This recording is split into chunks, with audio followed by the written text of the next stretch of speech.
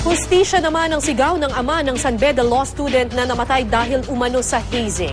Labis ang kanyang panlulumo sa sinapit ng kanyang anak na pinagsumikapan daw nilang mapaganda ang buhay. May news to go si Ivan Mayrina.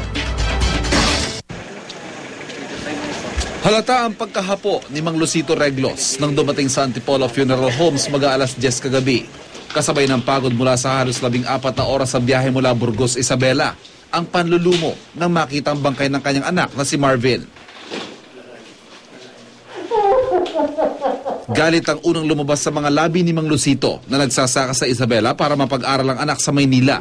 Ang misis naman niya, OFW sa Korea. Mahirap ang buhay namin.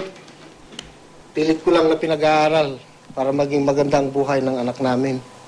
Pero hindi pala maganda nga para lang napasukan niya. Mga kriminal pala sila. Hindi sana pumapatay ng tao ang initiation nila. Sa investigasyon ng pulisya, lumabas na namatay si Marvin Reglos sa initiation ng Lambda Rho Beta Fraternity. Hustisya ang hangad para sa anak ng ama na pilit daw nagpapakatatag kasama ng kanyang pamilya.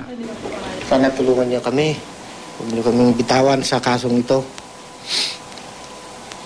Para mabigyang hustisya naman itong anak ko.